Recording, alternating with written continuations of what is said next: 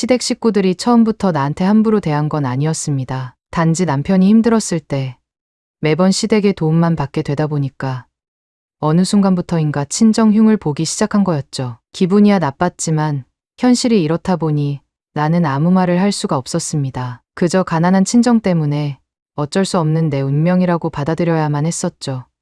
하지만 문제는 시간이 갈수록 심해졌다는 거였습니다. 나중에는 1년에 한두 번 가는 친정 방문조차도 남편은 금전적인 문제를 언급하며 가지 않겠다고 했는데 왔다 갔다 교통비 20에다가 용돈까지 주고 오면 기본 50이 깨져. 그런데 무슨 친정에 가자는 소리가 나와? 친정에 가면 우리가 얻는 게 있기나 해? 그래도 자주 가는 것도 아니잖아. 고작 1년에 한두 번인데. 안 간다고 친정이 사라져? 나중에 여유 있을 때 가면 되는 거잖아. 엄마가 기다린다고 했는데. 장모님이 자기를 기다리는 것 같아? 와서 용돈은 언제 주나 하고 그거 기다리는 거지. 무슨 말을 그렇게 해. 엄마가 돈 달라고 한 적도 없었잖아. 말은 안 해도 용돈 안 주면 내 흉 엄청 보실걸? 그런 거 아니야. 헛소리 그만하고 눈치 있으면 당분간 친정에 가자는 소리 하지 마. 가뜩이나 돈 없어 죽겠는데 무슨 얼어 죽을 친정 같은 소리를 하고 있어. 남편의 말도 일리가 있다고 생각이 든 저는 그때부터 아이들을 유치원에 보내놓고서 짬짬이 할 수 있는 아르바이트를 했습니다. 일하는 시간이 워낙 적다 보니 벌 수 있는 금액도 한정적이었지만 그래도 돈을 모으면 나중에 친정에 갈 수 있을 거라고 믿었었죠. 하지만 제가 일하는 것을 알게 된 남편은 어떤 경조사가 있을 때마다 돈이 없다며 제가 모은 돈을 달라고 했습니다. 생각지도 못하게 돈을 뺏기게 되니까 허무했었죠. 그래도 포기하지 않은 덕분에 3년 만에 친정 방문을 할 수가 있었습니다. 오느라 힘들었지? 고생했네, 장서방. 네, 어제도 일하고 와서 많이 힘드네요. 그나저나 장사는 여전히 안 되시나 봐요? 손님보다 파리가 더 많이 보이는 것 같아요. 아무래도 이런 총구석이야. 사람이 줄면 줄었지. 늘어나지는 않으니까. 이런 건 때려치우시고 차라리 설거지나 하시는 건 어떠세요? 제 친구가 고깃집을 하고 있는데 설거지할 이모를 구하기가 어려운가 봐요. 한 달에 300 정도 준다고 하니까 제가 추천해 드릴게요. 아니야. 내가 이 가게를 사서 이젠 떠나지도 못해. 엄마가 이 건물을 샀다고? 이걸 왜 샀어? 다 쓰러져가는 건물이잖아. 여기 주인이 나이가 들어서 요양원에 들어가는 바람에 나한테 좋은 가격에 넘겨주신 거야. 장모님 정말 너무하시네요. 저희한테 줄 돈은 없으시고 이 가게를 살 돈은 있으셨던 거예요? 아이고, 사봤자. 여기 가게세나 은행에 이자 내는 건 똑같아. 너희들도 보면 알잖아. 이 가게가 해봐야 얼마나 하겠어. 이런 총구석에서 안 그래? 그래도 그런 목돈이 있으셨으면 저희 좀 주고 그러시면 안 돼요? 어? 아, 장서방 오해하지 말게. 이것도 다 대출받은 거야. 대출은 돈이 아닌가요? 엄마 미안해. 오늘 애기 아빠가 힘들어서 예민한가 봐. 어휴 진짜. 이렇게 사니까 그지 같이 사는 거지. 정말 오랜만에 방문이었는데 남편 때문에 창피해서 엄마한테 아무 말을 할 수가 없었습니다. 엄마도 남편의 말에 놀랐는지 아무 말을 못했었고요. 밥이라도 같이 먹으려고 했었는데 분위기상 그럴 수도 없어서 저는 그동안 몰래 모아놨던 돈 20만 원을 엄마 손에 쥐어주고 먼저 가보겠다고 했습니다. 3년 만에 방문이 이렇게 끝나버린 것도 서러웠는데 남편은 제가 엄마한테 몰래 돈을 줬다는 것을 봤는지 그걸 저한테 직접 말도 안 하고 시어머니한테 말했나 봐요. 어디서 건방지게 은혜를 베풀어준 사람은 개무시를 하고 친정엄마한테 돈 줄 생각을 했어? 네. 아, 죄송해요, 어머님. 서운하시겠지만 친정 가본 지가 3년이나 되었잖아요. 오랜만에 뵌 거라서 제가 벌었던 돈으로 드린 거예요. 어머님한테는 제가 꼭 따로 보답해 드릴게요. 이거사 양심이 있으면 순서를 지켰어야지. 내가 네 어미보다 못해준 게 뭐가 있다고. 저쪽부터 돈을 줘. 죄송합니다. 하여튼 내 인생에 도움이 안 되는 사람들이야. 어떻게 엄마부터 자식까지 똑같이 속을 썩여? 그렇게 도와주고 싶었으면 결혼을 하지 말았어야지. 어떻게 다른 사람한테 피해를 주면서 너네 가족부터 챙길 생각을 하냐고. 다음부터는 조심할게요. 다음부터 친정 갈 때는 너 혼자서 가. 괜히 우리 아들 힘들게 고생시키고 서운하게 만들지 말고 너 스스로 찾아가던가 아니면 네 어미 보고 오라고 해. 네, 다행히도 시어머니가 평소보다 덜 화난 모습이라 어찌어찌 넘어갈 수가 있었지만 앞으로는 친정에 가기가 힘들 것 같다는 생각에 우울했습니다. 하지만 생각지도 못한 기적이 찾아왔어요. 엄마가 운영하는 식당이 TV에 출연하게 되면서 많은 사람들이 찾아오게 된 거였죠. 다행히 맛이 괜찮았는지 찾아오는 사람마다 블로그도 써주시고 그래서 엄마 가게는 맛집으로 재탄생하게 되었습니다. 바쁘면 나라도 가서 도와줄까? 아냐, 어차피 작은 가게라 둘이면 충분히 장사할 수 있어. 아무리 돈이 좋다고 해도 쉬엄쉬엄 하면서 해. 갑자기 그렇게 일하면 몸에 무리 올 수가 있잖아. 어유, 괜찮아. 그나저나 내가 오늘 네 계좌로 2천 보냈어. 2천. 그걸 왜 나한테 보내? 너 결혼하면서 도와준 게 하나도 없으니까. 엄마도 마음에 많이 걸렸거든. 많은 건 아니지만 그 돈으로 사고 싶은 것도 사고 그래. 뭐하러 보냈어? 나보다 엄마가 필요한 게 많을 거 아냐. 엄마한테 가장 필요한 건 그거였으니까. 걱정 마. 돈이야 또 벌면 되는 거지. 엄마가 열심히 해서 그동안 못 해준 거 다 해줄 테니까. 앞으로는 눈치 보고 살지 마. 알았지? 엄마, 고마워. 친정에서 돈을 받아왔다고 하니까 남편이 정말 좋아하더라고요. 그 모습을 보니까 정말 다행이다.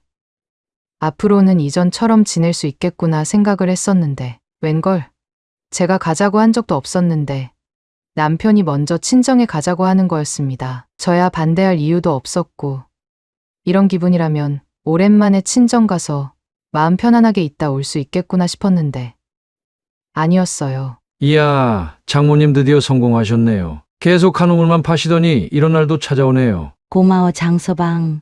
아직 밥 안 먹었으면 여기 앉아. 내가 바로 차려줄게. 에이, 장모님, 돈도 많이 버셨는데 겨우 이런 걸로 때우시게요. 어? 그럼 다른 거 먹고 싶은 게 있어? 여기 오다가 보니까 한우집 있던데 거기서 사주세요. 오랜만에 한우 좀 먹고 싶네요. 한우? 아, 그래, 장서방이 먹고 싶다면 사줘야지. 갑자기 무슨 한우야? 그게 얼마나 비싼 건데? 아까 손님 나가는 거 못 봤어? 그 정도면 오늘 장모님 못해도 100은 벌었어. 하지만 왜 그래? 우리가 사는 것도 아니고 장모님이 사주신대잖아. 그렇게 남편이 먹고 싶다는 한우집으로 가게 되었는데 가격이 엄청 비싸더라고요. 괜한 돈을 쓰는 것 같아서 저는 다른 고깃집으로 옮기자고 했지만 남편이 한우 먹고 싶다고 해서 어쩔 수 없이 먹게 되었습니다. 그런데 그런 비싼 고기를 먹으면서 남편은 저에게 하지도 않았던 말을 마치 한 것처럼 엄마한테 이야기를 하기 시작했어요. 집사람하고 얘기를 해봤는데 이참에 가게를 파시는 게 어떠세요? 제가 아는 친구한테 물어보니까 이게 계속 유지가 되지 않는다고 하더라고요. 차라리 이쯤에서 가게를 정리하면 권리금도 많이 받을 수 있을 것 같은데 제가 한번 알아볼까요? 갑자기 그게 무슨 소리야? 언제 나하고 얘기를 했다고 그래? 아유, 자기는 왜 그래? 아까 오면서 나하고 얘기했잖아. 미안한데 장서방, 나는 지금까지 그 가게로 먹고 살아와서 그런지 정도 많이 붙었고 예전으로 다시 돌아간다고 해도 잠깐의 욕심 때문에 정리하고 싶은 생각이 없어. 그렇게 안 판다고만 하지 마시고요. 제 얘기 잘 들어보세요. 지금 그 가게를 권리금 받고 팔잖아요. 제가 생각한 금액이 나오면 저희가 지금보다 더 잘 살 수 있어요. 이건 아니지.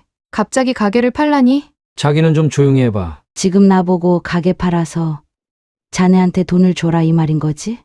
그냥 달라는 게 아니라 투자를 해달라는 거죠. 제가 장모님 아니면 누구한테 이런 얘기를 합니까? 안 그래요? 그동안은 내가 자네한테 해준 것도 없어서 선을 넘어도 내가 아무 말은 안 했지만 장서방은 지금 권리금을 얘기하기보단 태도부터 좀 달라져야 하지 않겠어? 태도요? 제가 뭐요? 지금까지 지은이한테 했던 행동이나 나한테 하는 것도 정상적인 건 아니잖아. 아니, 비싼 고기 한번 사줬다고. 지금 저한테 훈계질 하시는 거예요? 엄마 말은 그게 아니라 너는 좀 닥쳐봐. 왜 낄 때 안 낄 때를 구분 못해? 내가 지금 열받은 거 몰라? 자네 지금 내 앞에서 무슨 짓이야? 지금 이러는 게 잘하는 짓이라고 생각하는 거야? 장모님이 그동안 저한테 얼마나 해주셨다고 이러세요? 뭐, 하지 마. 그만해. 뭘 하지 마야. 지금 안 보여? 잠깐 대박 쳤다고. 사람 무시하고 있잖아. 그만하라고. 왜 엄마 앞에서 이래? 계속 그런 식으로 화내면 자기는 뭐 잘한 줄 알아? 너 지금 나한테 성질 내는 거야? 정신 나갔어? 너도 네 엄마가 돈 좀 번다니까. 갑자기 자존감이 상승했냐? 이젠 하다 못해서 우리 엄마 앞에서까지 이러는 거야. 너 나중에 집에 가서 보자. 됐어. 나는 집에 안 갈 거니까. 혼자 집에 가. 뭐? 내가 어떻게 해서든 자기랑 살아보려고 노력해봤는데 더 이상은 나도 못 참아.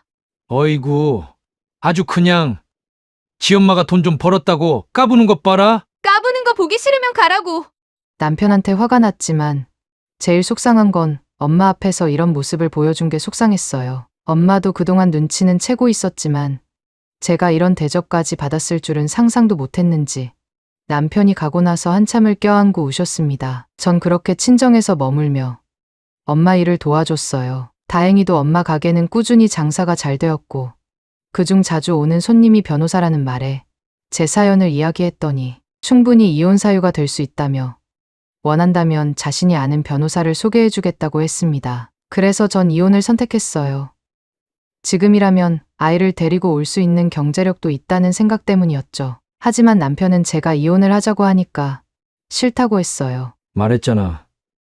그때는 내 친구 말만 믿어서 나도 홧김에 그런 거라니까. 나라고 장사가 계속 잘 될 거라고 생각했겠어?